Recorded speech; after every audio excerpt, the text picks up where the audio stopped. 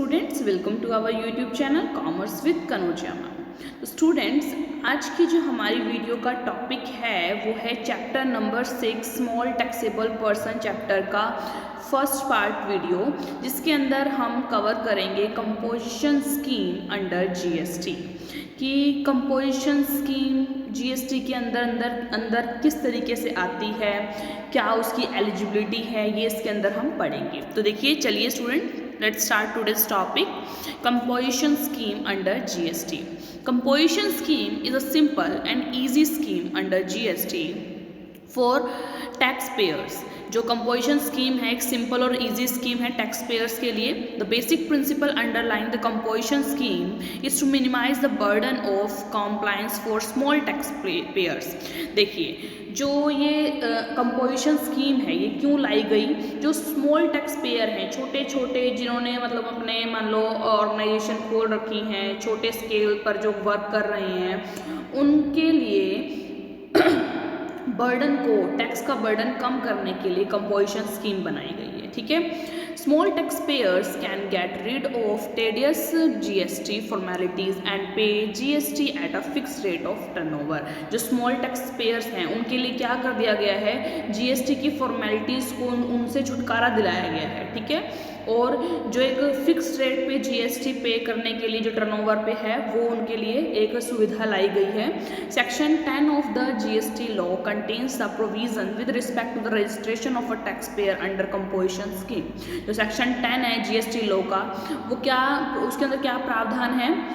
With respect the registration of tax payer under composition scheme, यानी कि composition scheme में tax payer की registration किस तरीके से होगी। ठीक है, अब देखिए, हम पढ़ेंगे की features of the composition scheme कि क्या क्या की मेन फीचर्स हैं कंपोजिशन स्कीम के। तो देखिए, ये फीचर्स हैं: eligibility, tax rate, not eligible for input tax credit, applies to intrastate supplies, needs voluntary applications, transfer to regular scheme, quarterly returns, bill of supply, not tax invoice. ठीक है, अब देखिए, इनको हम डिटेल में पढ़ेंगे कि क्या मेन फीचर्स हैं कंपोजिशन स्कीम के।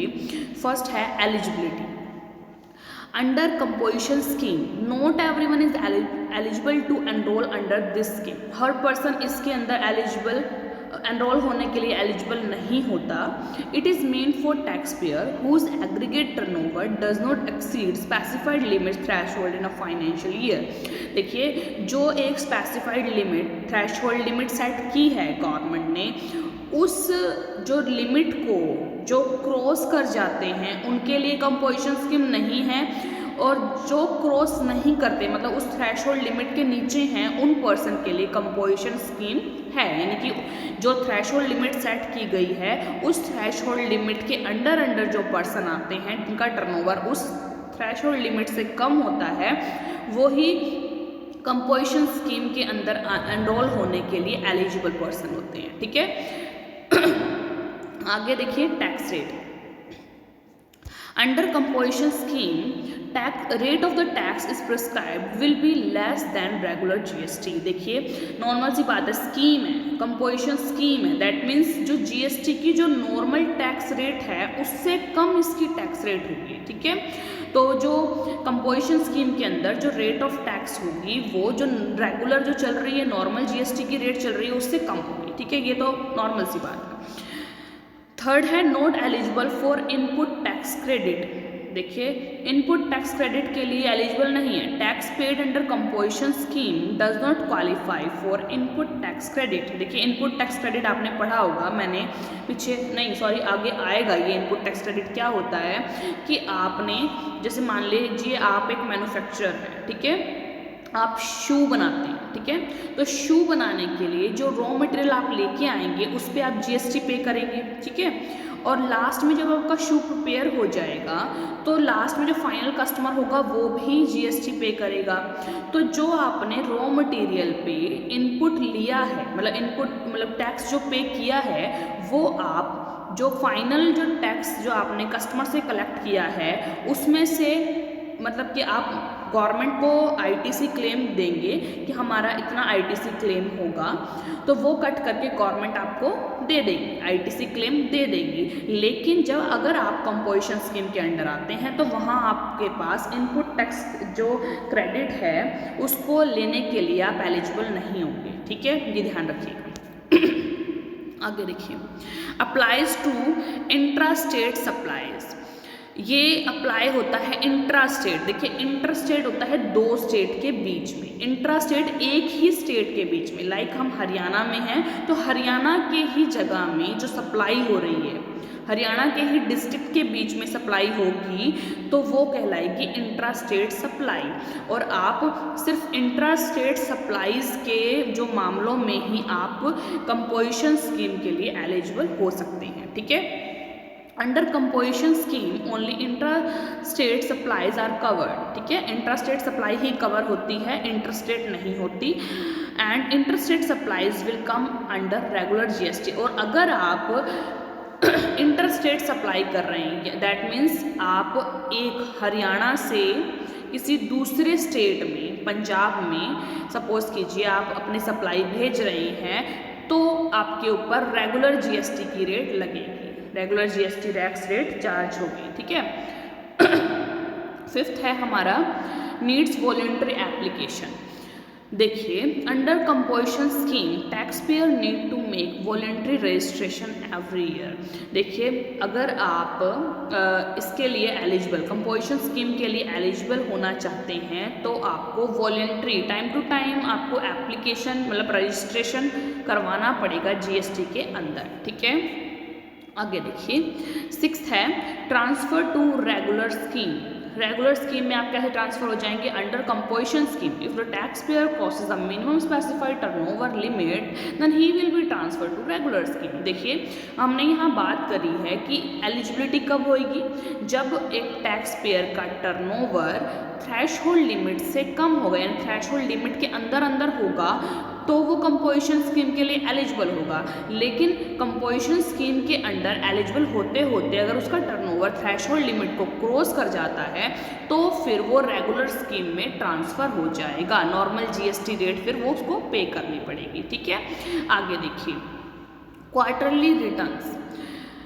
Under composition scheme, small and medium enterprises SMEs with an annual aggregate turnover of less than 1.5 crore will no longer be required to file GSTR1, GSTR2, GSTR3 return every month। मतलब कि जिनका turnover 1.5 crore से कम है उनको ज़रूरत नहीं है कि वो GSTR1 फाइल करें, 2 फाइल करें और 3 फाइल करें, ठीक है, हर मंथ।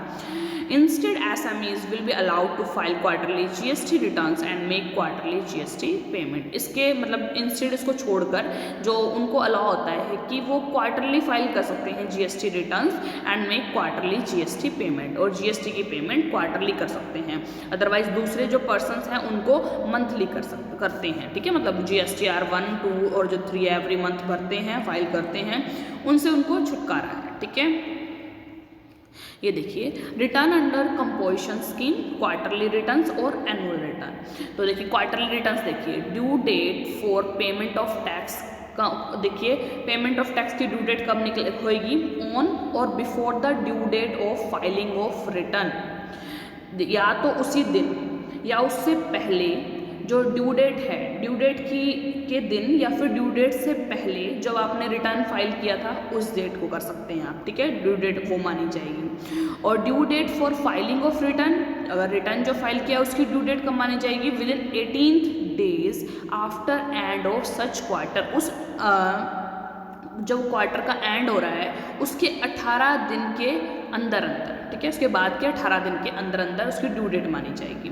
और फॉर्म कौन सा होगा? GSTR4 होगा, क्योंकि GSTR1, 2 और 3 वो तो एवरी मंथ भरे जाते हैं, ठीक है, फाइल किए जाते हैं। एनुअली देखिए, due date for filing of return annual का 31 December of next fiscal year, तो नेक्स्ट ईयर की 31 दिसंबर जो फिशल ईयर का होगा वो माना जाएगा ड्यू डेट। और फॉर्म कौन सा भरा जाएगा? GSTR9A, याद रखिएगा। क्वार्टरली भरा जाता है GSTR4, और जो मंथली भरा जाता है GSTR1, 2, 3, और जो एनुअली भरा जाता है जो फॉर्म है GSTR9A है, ठीक है। 8 देखिए, bill of supply not tax invoice under composition scheme, unlike regular scheme where a taxpayer needs to present tax invoice to the tax authorities, taxpayers need to present bill of supply।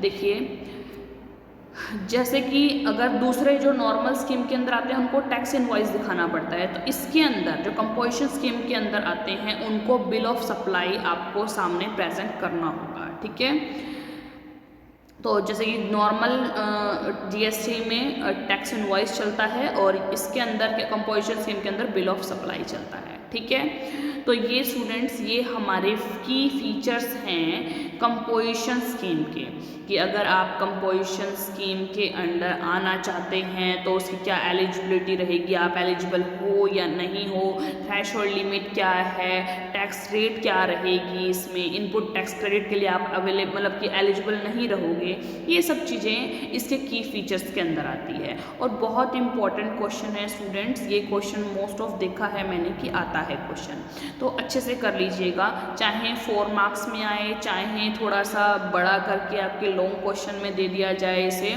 कि composition scheme क्या होती है, define theirs की features of the composition scheme, इस तरीके से भी question दिया जा सकता है जो एक लॉन्ग क्वेश्चन के रूप में आपके सामने आपके क्वेश्चन पेपर पे आ सकता है। तो अच्छे से करिएगा, ध्यान से करिएगा, और अगर वीडियो आपके लिए यूज़फुल रही हो, आपको टॉपिक क्लियर हुआ हो, तो ज़्यादा से ज़्यादा ये वीडियो अपने क्लासमेट्स के साथ शेयर करें, लाइक करें, कमेंट्स करें एंड ज़्यादा से ज़्यादा मेरे चैनल को सब्सक्राइब करें, commerce with Kanaujia ma'am, and don't forget to hit the bell icon for the further notification of my videos. Thank you students.